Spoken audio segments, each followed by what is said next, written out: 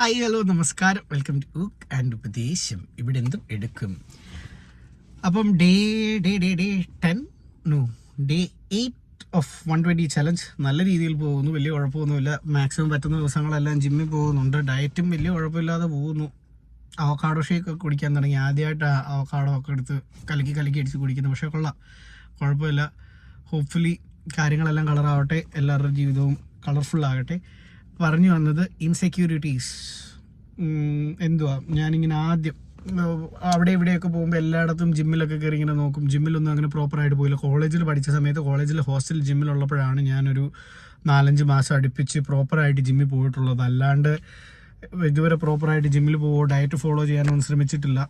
ഒരു 3 മാസം വരെയൊക്കെ മാക്സിമം പോയിട്ടുണ്ട്. ഇനിയും ഇതിപ്പോൾ തുടങ്ങിയ ഈ ഒരു സ്ട്രീക്ക് മുന്നോട്ട് കൊണ്ടുപോകണം അതിയായ ആഗ്രഹമുണ്ട്. Because I don't want be another brown guy. നാട്ടിൽ ഈ എന്താ ബോഡി ഷെയ്മിങ്, പൊളിറ്റിക്കൽ കറക്റ്റ്നെസ്സിനെയൊക്കെ പറയുമ്പോൾ നാടിൻ്റെ വെളിയിലോട്ട് ഇറങ്ങുമ്പോഴത്തേക്ക് ജസ്റ്റ് അനദർ ബ്രൗൺ ഗൈ.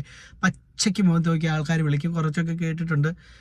അതിൽ നിന്നൊരു മാറ്റം വേണ്ടിയിട്ടും കൂടാണ്. എത്രത്തോളം ഒന്നും പറ്റുമെന്ന് അറിയത്തില്ല. ഇപ്പം തൊലിക്കട്ടി കൂടാനായിട്ടും അതിനൊക്കെ കൂടെ വേണ്ടിയിട്ടാണ് ഇങ്ങനെ വീഡിയോ ഒക്കെ എടുത്ത് ചുമ്മാ ഒരു ഇൻസെക്യൂരിറ്റീസിൻ്റെ പുറത്ത് കടക്കാനായിട്ടുള്ളൊരു ശ്രമമാണ്. അപ്പോൾ ഇങ്ങനെ ജിമ്മിൽ പോകാൻ തുടങ്ങിയ സമയത്ത്, അല്ലെങ്കിൽ പോകാനായിട്ട് ആഗ്രഹമുള്ള സമയത്ത് ജിമ്മിൽ പോയി എന്ത് ചെയ്യണമെന്ന് അറിയത്തില്ല. സത്യം പറഞ്ഞു കഴിഞ്ഞാൽ എനിക്കങ്ങനെ ഓവർ വെയിറ്റ് ഉള്ള ഒരാളല്ല. അപ്പം വെയിറ്റ് ലോസ് അല്ല. ഗെയിൻ ചെയ്യണമെങ്കിൽ നല്ലപോലെ കഴിക്കണം, വെയിറ്റ്സ് എടുക്കണം എന്നൊക്കെ ഇങ്ങനെ ആൾക്കാർ പറഞ്ഞിട്ടുണ്ട്. പക്ഷേ ഏത് എക്സസൈസ് ചെയ്യണം, എന്ത് ഫുഡ് കഴിക്കണം, ഏത് ടൈപ്പ് വെയിറ്റ്സ് എടുക്കണം, ഏത് ബോഡി പാർട്ടിനൊക്കെ എക്സസൈസ് ചെയ്യണം, അതിനൊന്നും വലിയ ധാരണയൊന്നും ഇല്ലായിരുന്നു. ഇപ്പോഴും വലിയ ധാരണയൊന്നുമില്ല.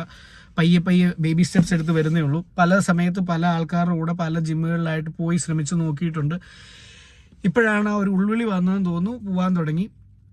തന്നെയൊക്കെ മെമ്പർഷിപ്പ് എടുത്ത് പോയ സമയത്ത് ഭയങ്കര ഇൻസെക്യൂരിറ്റി ആയിരുന്നു. കാരണം ജിമ്മിൽ പോയിട്ട് എന്ത് ചെയ്യണമെന്ന് അറിയാത്തതിൻ്റെ ഒന്ന്, ഏത് മെഷീനിൽ വർക്കൗട്ട് ചെയ്യണമെന്ന് അറിയത്തില്ല. വീഡിയോ ഒക്കെ കണ്ട് നോക്കി കഴിയുമ്പോൾ അവിടെ ചെല്ലുമ്പോൾ വീഡിയോയിൽ കണ്ട ജിമ്മിലെ മെഷീൻ അല്ല ഇവിടെ ഇരിക്കുന്ന മെഷീൻ.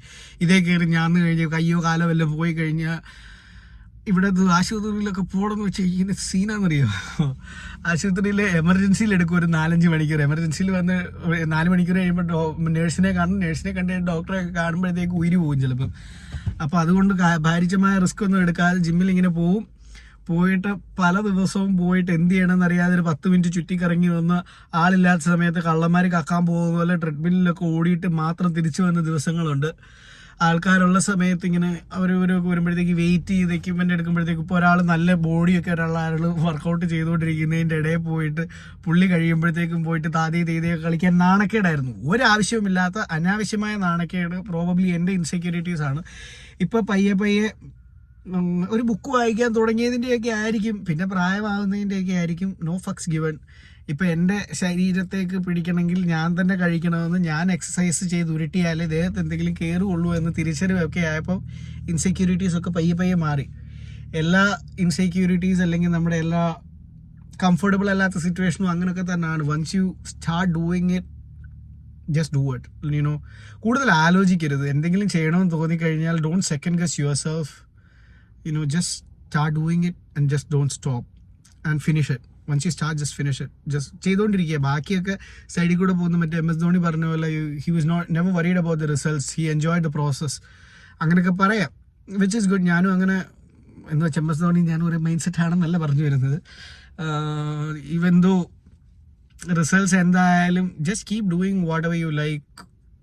Enjoy the process. ബാക്കിയൊക്കെ വരും.